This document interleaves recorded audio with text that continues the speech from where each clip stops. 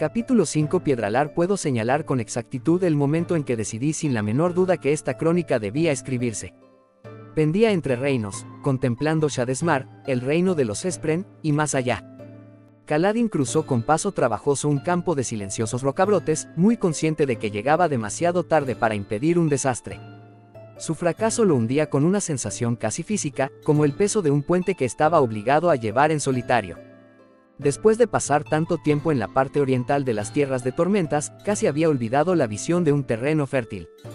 Allí los rocabrotes crecían hasta casi el tamaño de toneles, con enredaderas gruesas como su muñeca que se extendían y lamían el agua acumulada en los huecos de la piedra. Campos enteros de vibrante hierba verde, de 1 metro largo de altura estando erguida, se replegaban en sus grietas ante él. El prado estaba salpicado de brillantes vidaspren, como motas de polvo verde. La hierba en las inmediaciones de las llanuras quebradas apenas le había llegado al tobillo, y, sobre todo, crecía en acumulaciones amarillentas a sotavento de las colinas. Kaladin se sorprendió desconfiando de aquella hierba más alta, más exuberante. Si alguien pretendía tender una emboscada, solo tenía que agacharse y esperar a que la hierba volviera a alzarse. ¿Cómo podía ser que nunca lo hubiera pensado? Había corrido por campos como aquel jugando a pillar con su hermano, compitiendo para ver quién era lo bastante rápido para agarrar manojos de hierba antes de que se ocultara. Kaladin se sentía drenado, consumido. 4 días antes, había viajado por la puerta jurada hasta las llanuras quebradas y había echado a volar a gran velocidad hacia el noroeste. Lleno hasta reventar de luz tormentosa y cargando con mucha más engemas, había pretendido llegar a su tierra natal, Piedralar, antes de que regresara la tormenta eterna. Después de solo mediodía, se le había terminado la luz tormentosa en algún lugar del Principado de Aladar. Desde entonces, caminaba. Quizá hubiera logrado llegar volando hasta Piedralar si dominara mejor sus poderes. Tal y como estaban las cosas, había recorrido bastante más de 1500 kilómetros en solo mediodía, pero el último tramo de unos 150 kilómetros le había costado 3 jornadas agotadoras. No había ganado la carrera a la tormenta eterna, que había caído un poco antes, alrededor del mediodía. Kaladin reparó en unos desechos que asomaban de la hierba y fue hacia ellos con esfuerzo. El obediente follaje se retrajo ante él, revelando una mantequera de madera rota, de las que se usaban para convertir la leche de cerda en mantequilla. Kaladin se acuclilló, posó los dedos en la madera astillada y otro pedazo de madera que sobresalía de la hierba atrajo sus ojos. Sil descendió revoloteando junto a su cabeza en forma de lazo de luz y se puso a dar vueltas alrededor del tablón. «Es el borde de un tejado», dijo Kaladin. «El saliente que cae a sotavento de los edificios. Seguramente sería de un cobertizo, a juzgar por los demás restos». Aleskar no estaba situada en las tierras de tormentas más duras, pero tampoco era ningún vergel occidental. Allí los edificios se construían bajos y robustos, con las fachadas más resistentes hacia el este, hacia el origen, como el hombro de un hombre dispuesto a absorber la fuerza de un impacto. Las ventanas solo podían estar en la cara de sotavento, la occidental. Al igual que la hierba y los árboles, la humanidad había aprendido a capear las tormentas. Pero eso dependía de que las tormentas soplaran siempre en la misma dirección. Kaladin había hecho todo lo posible para preparar los pueblos por donde pasaba para la tormenta eterna que se avecinaba, que llegaría en sentido opuesto y transformaría a los parshmenios en destructivos portadores del vacío. Pero en aquellos pueblos nadie tenía vinculacañas que funcionaran, de modo que no había podido establecer contacto con su hogar. No había sido lo bastante rápido. Unas horas antes, se había refugiado de la tormenta eterna en un sepulcro que había vaciado de roca usando su hoja esquirlada, la propia Sil, que podía manifestarse como cualquier arma que Kaladin deseara. En realidad, la tormenta no había sido ni por asomo tan espantosa como la anterior, durante la que había combatido al asesino de blanco. Pero los escombros que acababa de hallar demostraban que sí había sido bastante violenta. El mero recuerdo de aquella tormenta roja fuera de su refugio le provocó una oleada de pánico. La tormenta eterna era ajena, antinatural, como un bebé nacido sin rostro. Algunas cosas no deberían existir, y punto. Se levantó y siguió su camino. Se había cambiado de uniforme antes de marcharse, porque el anterior estaba ensangrentado y hecho jirones. Llevaba puesto un uniforme Colin genérico. No le gustaba no llevar el símbolo del puente 4. Coronó una colina y divisó un río a su derecha. Habían brotado retoños a lo largo de sus orillas, sedientos de más agua. Debía de ser el arroyo del Cojo, así que si miraba directamente al oeste. Haciéndose visera con la mano alcanzó a ver unas colinas que alguien había despojado de hierba y rocabrotes. Pronto se untarían con semillacrem y empezarían a crecer pólipos de labis, pero aún no se había hecho. En teoría era la época del llanto y debería estar cayendo una lluvia suave y constante. Sil ascendió delante de él como una cinta de luz. «Vuelves a tener los ojos marrones», comentó. Hacían falta unas pocas horas sin invocar su hoja esquirlada. Cuando lo hiciera, sus ojos perderían tono hasta quedar de un cristalino azul claro, casi brillante. Sil encontraba fascinante la variación, pero Kaladin aún no se había formado una opinión al respecto. «Estamos cerca», dijo Kaladin, señalando. «Esos campos pertenecen a Sabecojo. Deben de faltarnos unas 2 horas para Piedralar. Y habrás vuelto a casa», exclamó Sil mientras su luz trazaba una espiral y adoptaba la forma de una joven con una jarra de falda suelta, abotonada y prieta por encima de la cintura y con la mano segura cubierta. Kaladin hizo un sonido gutural y bajó la cuesta, anhelando aunque fuese un poco de luz tormentosa. Estar sin ella después de haber tenido tanta era como tener un vacío cavernoso en su interior. Se sentiría igual cada vez que se le terminara. La tormenta eterna no había imbuido sus esferas, por supuesto. Ni de luz tormentosa ni de ninguna otra energía, como había temido que ocurriera. «¿Te gusta el vestido nuevo?», preguntó Sil, moviendo la mano segura cubierta mientras flotaba en el aire. «Te queda raro. Pues que sepas que le he estado dando 1000 vueltas. He dedicado horas enteras, pensando en la forma de... Anda, ¿qué es eso?». Se transformó en una pequeña nube de tormenta que salió disparada hacia un lurk que había en una piedra.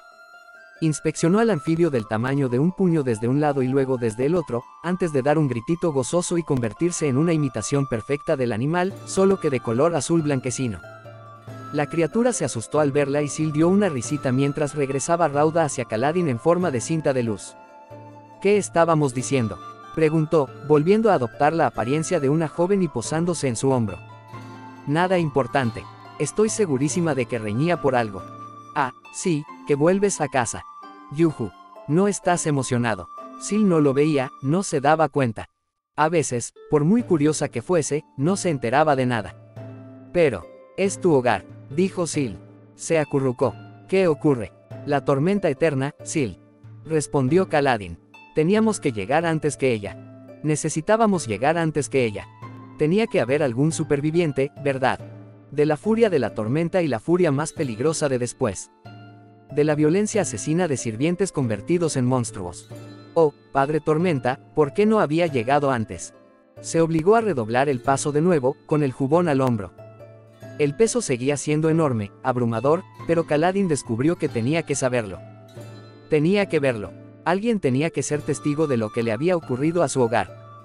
La lluvia regresó cuando estaban más o menos a 1 hora de distancia de Piedralar, por lo que al menos el clima no estaba desbaratado del todo. Por desgracia, también significaba que tendría que recorrer el resto del camino empapado. Pisó charcos en los que crecían lluviaspren, velas azules con ojos en la misma punta. «Estará todo bien, Kaladin», le aseguró Sil desde su hombro. Había creado un pequeño paraguas para sí misma y seguía llevando puesto el vestido tradicional Borin en vez de su habitual falda juvenil. «Ya lo verás». El cielo se había oscurecido cuando por fin remontó la última colina de Labis y pudo contemplar Piedralar.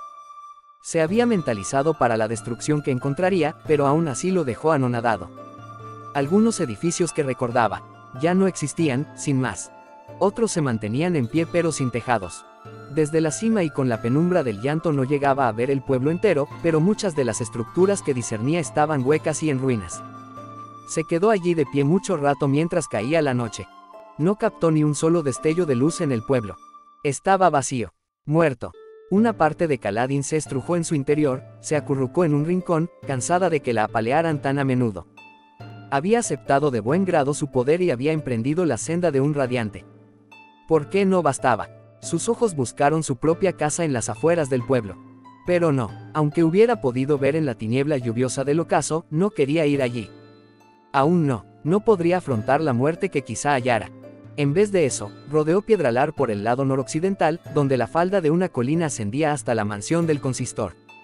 Los pueblos grandes como aquel hacían las veces de núcleo comercial para las pequeñas comunidades granjeras de los alrededores y, en consecuencia, tenían que sufrir la presencia de un dirigente ojos claros de cierto estatus. En el caso de Piedralar, se trataba del brillante señor Roshon, un hombre cuya avaricia había arruinado no pocas vidas.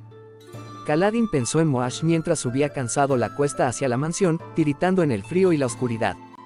En algún momento, tendría que hacer frente a la traición de su amigo y al intento de asesinato de Elhokar, fallido por los pelos. De momento, tenía heridas más acuciantes que atender. La mansión era donde habían estado alojados los parshmenios del pueblo, de modo que la destrucción habría comenzado allí.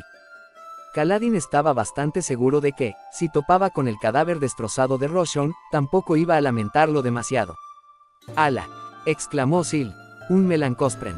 Kaladin alzó la mirada y vio un espren muy poco habitual revoloteando, largo y gris, como un banderín de tela deshilachada al viento. Rodó a su alrededor, ondeando. Kaladin solo había visto a sus congéneres un par de veces. «¿Por qué son tan raros de ver?», preguntó. «La gente está melancólica a todas horas». «¿Quién sabe?», dijo Sil. «Algunos esprens son muy comunes, otros menos». Dio un golpecito a Kaladin en el hombro.